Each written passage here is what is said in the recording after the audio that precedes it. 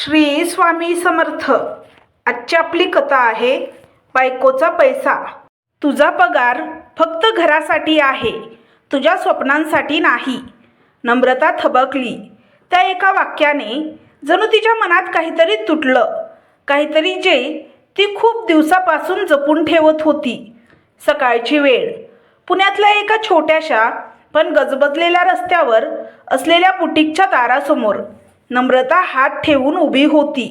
तिने हलकेच दार उघडलं आणि दुकानातली ओळखीची सुगंधी हवा तिच्या चेहऱ्यावर आली. गुड मॉर्निंग मॅडम, ती आत येताच हसत म्हणाली. गुड मॉर्निंग नम्रता, मालकीनबाईंनीही हसत उत्तर दिलं. आज नवीन कलेक्शन आलंय, जरा नीट मांडून ठेव. हो मॅडम. नम्रता लगेच कामाला लागली. दुकानात रंगीबिरंगी कपडे, सुंदर डिझाईन, नाजूक भरतकाम. प्रत्येक ड्रेसकडे पाहताना नम्रतेच्या डोळ्यात एक वेगळीच चमक यायची. ती फक्त काम करत नव्हती, ती शिकत होती, अनुभव घेत होती आणि सर्वात महत्त्वाचं, ती तिचं स्वप्न घडवत होती. एक ग्राहक आली. काही नवीन पार्टीवेअर दाखवा ना, ती म्हणाली. नम्रता लगेच पुढे आली.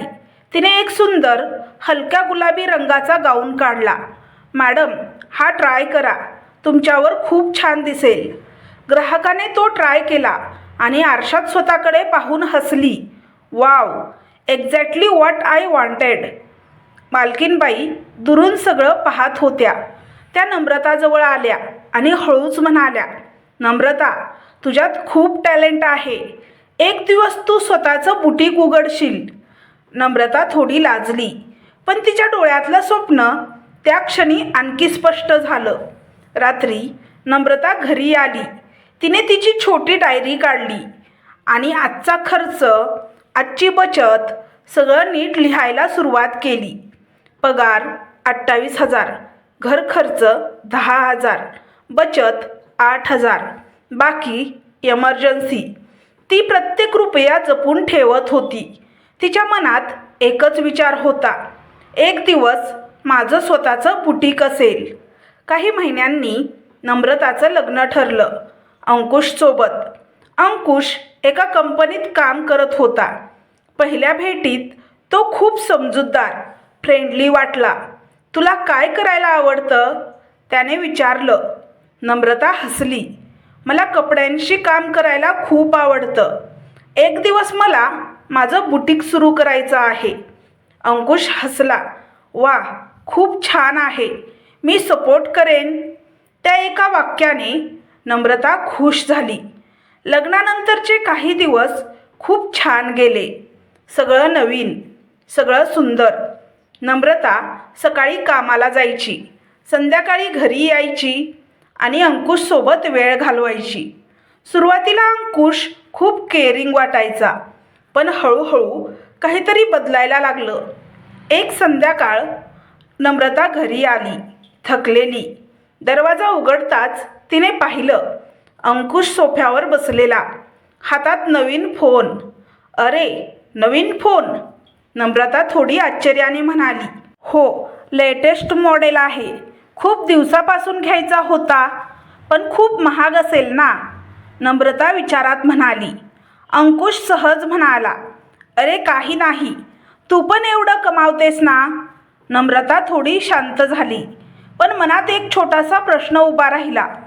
काही दिवसांनी नवीन हेडफोन, नवीन स्मार्ट वॉच, वीकेंड पार्टी, मित्रांसोबत आउटिंग, हे सगळं वाढतच गेलं. एक दिवस नम्रता शांतपणे म्हणाली, अंकुश, थोडं सेविंग करायला हवं ना, मला माझं बुटीक सुरू करायचं आहे. अंकुश हसला. अरे, आपलेच पैसे आहेत ना, तुझं माझं काय वेगळं. नम्रता गप्प बसली, पण तिच्या मनात विचार सुरू झाले. आपले पैसे म्हणजे काय? मी जे कमावते त्यावर माझा हक्क नाही का? दुसऱ्या दिवशी बुटीकमध्ये काम करताना तिचं लक्ष लागत नव्हतं. मालकीनबाईंनी विचारलं, काय झालं नम्रता, आज शांत दिसतेस.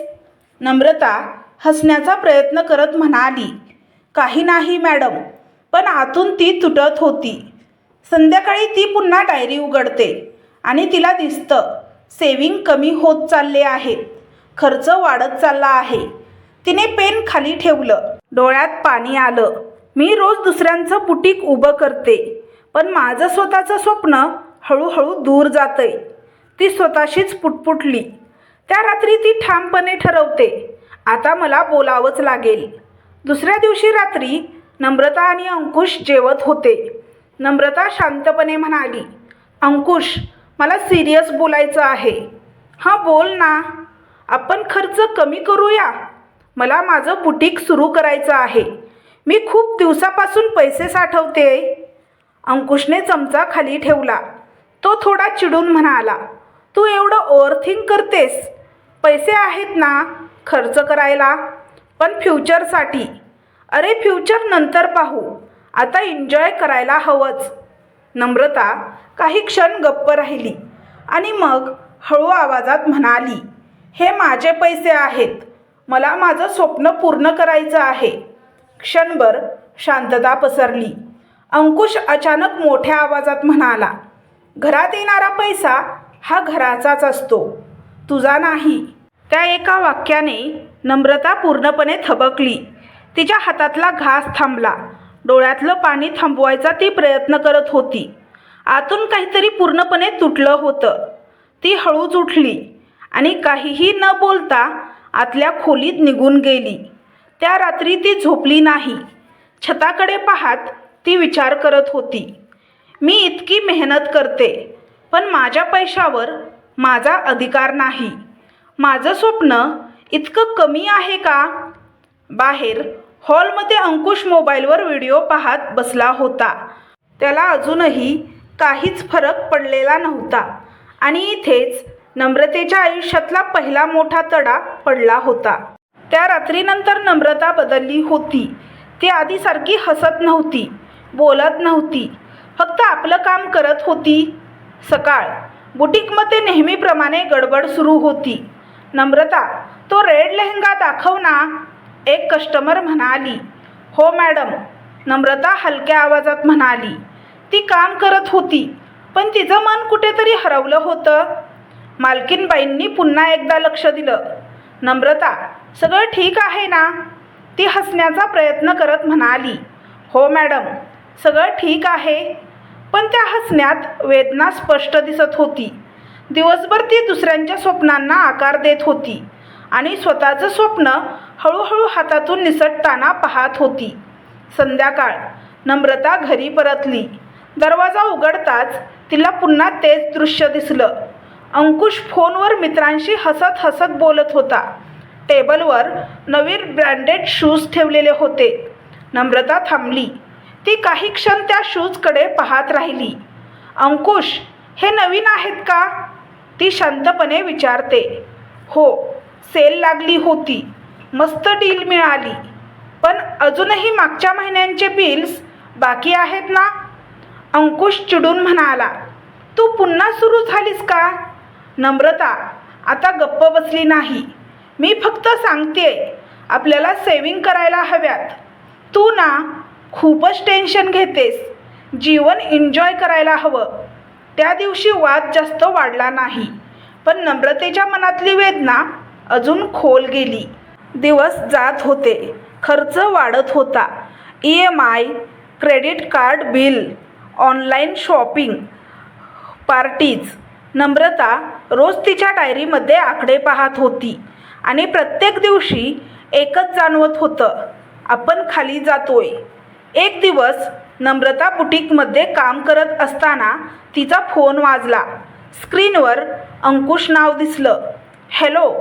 पण तिकडून आवाज नव्हता, फक्त घाई गडबड ऐकू येत होती. नम्रता, लगेच हॉस्पिटलला ये. नम्रतेचं हृदय जोरात धडधडायला लागलं. काय झालं? बाबांना अचानक चक्कर आली. डॉक्टर म्हणतायत ॲडमिट करावं लागेल. नम्रता घाबरली. ती लगेच बुटीकमधून निघाली. हॉस्पिटल. सगळीकडे धावपळ. Doctor, nurse, stretcher.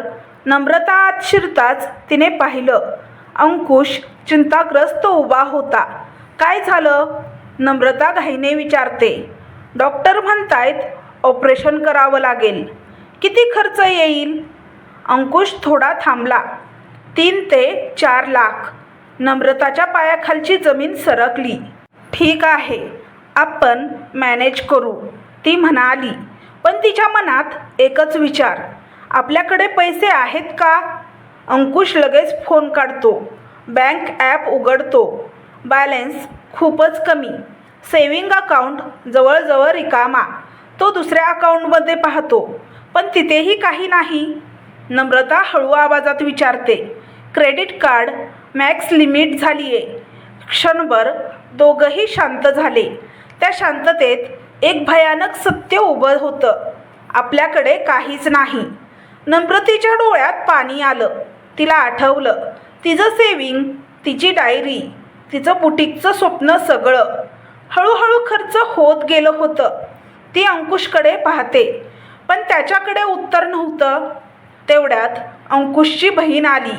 ती शांतपणे सगळं ऐकून घेत होती. किती पैसे लागतील?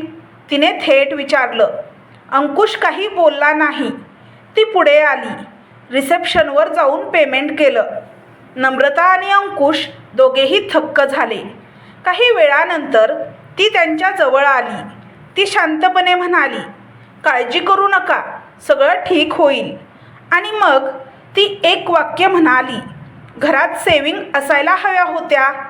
ते एका वाक्याने नम्रताच्या मनातलं सगळं दुःख उफाळून आलं. रात्री हॉस्पिटलच्या बाहेर बसून नम्रता आकाशाकडे पाहत होती. तिच्या डोळ्यासमोर सगळं फिरत होतं. तिचं स्वप्न, तिची मेहनत आणि उधळलेले पैसे.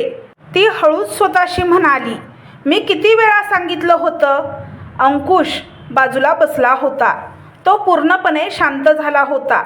पहिल्यांदा त्याला जाणवत होतं त्याने किती मोठी चूक केली आहे आणि त्याची किंमत किती मोठी आहे. नम्रता त्याच्याकडे पाहते, पण काही बोलत नाही. त्या शांततेत एक निर्णय जन्म घेत होता. त्या रात्री नम्रता घरी परतली. तिने तिची डायरी काढली आणि ती उघडताच तिच्या डोळ्यातून अश्रू ओघळले. प्रत्येक पानावर तिचं स्वप्न होतं आणि आता त्या स्वप्नांवर 0 सेव्हिंग लिहिलं होतं. ती पेन हातात घेते आणि हळूच एक ओळ लिहिते, आता पुरे झालं. ती उठते, आरशात स्वतःकडे पाहते आणि ठाम आवाजात म्हणते, आता मी माझं आयुष्य बदलणार. आणि इथेच नम्रतेचा खरा प्रवास सुरू होतो. त्या रात्रीनंतर नम्रता पूर्वीसारखी राहिली नाही. ती आता शांत होती, पण कमकुवत नव्हती. तिच्या डोळ्यात आता अश्रू नव्हते, निर्धार होता. सकाळ ती नेहमीप्रमाणे उठली, तयार झाली आणि बुटीकमध्ये कामाला गेली. पण आज तिच्या चालण्यात फरक होता. तिच्या प्रत्येक पावलात एक ठामपणा होता. बुटीकमध्ये, नम्रता, आज तू खूप फ्रेश दिसतेस, मालकीनबाई हसत म्हणाल्या. नम्रता हलकं हसली. हो मॅडम, आता खूप काही बदलायचं आहे. मालकीनबाईंनी तिच्याकडे पाहिलं. त्यांना जाणवलं ही मुलगी आता वेगळी झाली आहे. दिवसभर ती नेहमीप्रमाणे काम करत होती, पण यावेळी ती फक्त काम करत नव्हती. ती शिकत होती, निरीक्षण करत होती आणि प्लॅन करत होती. कोणते डिझाईन जास्त चालतात, ग्राहक काय मागतात, प्राइसिंग कसं ठेवायचं, सगळं ती लक्षात ठेवत होती. संध्याकाळ नम्रता घरी आली. अंकुश शांत बसलेला होता. त्या हॉस्पिटलच्या घटनेनंतर तो खूप बदलला होता, पण अजूनही त्यांच्यात गिल्ट होतं. नम्रता सरळ त्याच्यासमोर उभी राहिली. अंकुश, मला काही सांगायचं आहे, तो शांतपणे म्हणाला. हां, बोल. आतापासून माझे पैसे कुठे खर्च होतील ते मी ठरवेन. अंकुश काही क्षण गप्प राहिला. यावेळी त्याने वाद घातला नाही. तो फक्त मान हलवतो. ठीक आहे, तू बरोबर आहेस. हा पहिला क्षण होता जिथे नम्रता स्वतःसाठी उभी राहिली आणि अंकुशने ते मान्य केलं. नवीन सुरुवात. त्या दिवसापासून नम्रता स्वतःचं वेगळं अकाउंट उघडते. प्रत्येक खर्चाचं प्लॅनिंग करते. अननेसेसरी खर्च थांबवते. ती पुन्हा डायरी लिहायला सुरुवात करते. पण यावेळी एक फरक असतो. तिच्या पानांवर फक्त आकडे नसतात, तिच्या पानांवर आता प्लॅन असतो. रात्री ती यूट्यूबवर बुटीक बिझनेसबद्दल व्हिडिओ पाहते, डिझाईन आयडिया शोधते, स्लीपर शोधते. ती स्वतःशीच म्हणते, आता मी फक्त स्वप्न पाहणार नाही, ते पूर्ण करणार. First step. काही दिवसांनी नम्रता तिच्या पगारातून थोडे पैसे बाजूला ठेवते आणि काही बेसिक मटेरियल घेते. कपडा, धागे, स्टिचिंग टूल. ती घरीच एक छोटासा कोपरा तयार करते. तिचं छोटंसं वर्कपेस.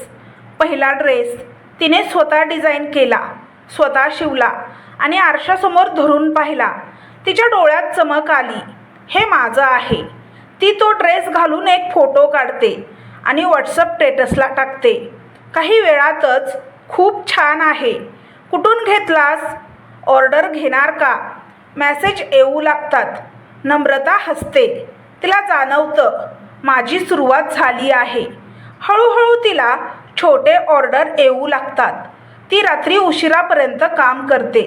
दिवसात जॉब, रात्री बिझनेस. ती थकते पण थांबत नाही. अंकुश हे सगळं पाहत असतो. तो आता काहीही बोलत नाही, फक्त शांतपणे तिला पाहतो. एक दिवस तो हळूच म्हणतो, नम्रता, काही मदत हवी असेल तर सांग. नम्रता थोडी थांबते आणि हलकं हसते. हो, लागेल. हा त्यांच्या नात्यातला बदल होता. काही महिन्यांनी नम्रतेचं काम खूप वाढतं. Regular customer, repeat order, reference. ती आता बुटीकमधून काम शिकून स्वतःचा ब्रँड तयार करत होती. एक दिवस तिला एक मोठा ऑर्डर मिळतो. ती रात्रभर काम करते आणि सकाळी जेव्हा ऑर्डर डिलिव्हर करते, कस्टमर खूप खुश होते. तुझं काम अमेझिंग आहे, ती म्हणते. त्या दिवशी नम्रता घरी येते आणि तिच्या डायरीमध्ये लिहिते, प्रॉफिट.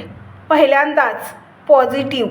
तिच्या डोळ्यात अश्रू येतात, पण यावेळी ते आनंदाचे असतात. काही महिन्यांनी घरात सगळं स्टेबल होतं. अंकुशचे वडील बरे झाले होते. एक दिवस नम्रता तयार होते. तिच्या हातात एक एनव्हलप असतो. मी जरा जाऊन येते, ती म्हणते. ती अंकुशच्या बहिणीकडे जाते. दार उघडताच ती हसून म्हणते, अगं नम्रता, ये ना. नम्रता आत येते आणि शांतपणे तिच्या हातात एनव्हलप देते. हे काय, ती विचारते. नम्रता हळू आवाजात म्हणते, त्या दिवशी तुम्ही बाबांना वाचवलंत. तुमची खूप मदत झाली. आज मी माझ्या मेहनतीने ती मदत परत करते. अंकुशची बहीण काही क्षण गप्प राहते. तिच्या डोळ्यात आदर दिसत होता. ती म्हणते, ते माझे पण वडील आहेत. माझीही जिम्मेदारी होती आणि तू खूप मोठं केलंस नम्रता. नम्रता हलकं हसते. नाही, मी फक्त माझं स्वप्न वाचवलं. नम्रता घरी परतते. अंकुश तिची वाट पाहत असतो. तू खरंच खूप स्ट्रॉंग आहेस, तो म्हणतो. नम्रता शांतपणे म्हणते, मी आधीपासूनच स्ट्रॉंग होते, फक्त आता स्वतःसाठी उभी राहायला शिकले. अंकुश खाली मान घालतो. मी चूक होतो. तुझ्या पैशांचा आदर केला नाही, तुझ्या स्वप्नांना पण नाही. नम्रता त्याच्याकडे पाहते आणि म्हणते, घर आपलं आहे, पण माझी स्वप्नंही तितकीच महत्त्वाची आहेत. त्या दिवशी त्यांच्या नात्यात पहिल्यांदाच खरा आदर निर्माण झाला. काही महिन्यांनी नम्रतेचं छोटंसं बुटीक सुरू होतं. त्या दुकानाच्या बोर्डवर लिहिलेलं असतं, नम्रता क्रिएशन. ती दुकानासमोर उभी असते, डोळ्यात समाधान, ओठांवर हलकं हसू. ती हळूच स्वतःशी म्हणते, हे फक्त दुकान नाही, हे माझं स्वप्न आहे. आणि यावेळी ते स्वप्न कोणाच्याही पैशावर नाही, तिच्या मेहनतीवर, तिच्या निर्णयावर आणि तिच्या आत्मविश्वासावर उभं होतं. कथेचा संदेश असा आहे की पैशाचा योग्य वापर करा, स्त्रीच्या कमाईचा आदर करा आणि स्वतःच्या स्वप्नांसाठी उभं राहणं कधीच सोडू नका. तर तुम्हाला ही कथा कशी वाटली हे कमेंट बॉक्समध्ये कमेंट करून नक्की सांगा. कथा आवडल्यास व्हिडिओला लाईक, शेअर, सबस्क्राईब करा. व्हिडिओला हाईप करा, जेणेकरून हा व्हिडिओ जास्त प्रेक्षकांपर्यंत पोहोचेल. व्हिडिओ पाहिल्याबद्दल तुमचे मनापासून धन्यवाद. श्री स्वामी समर्थ.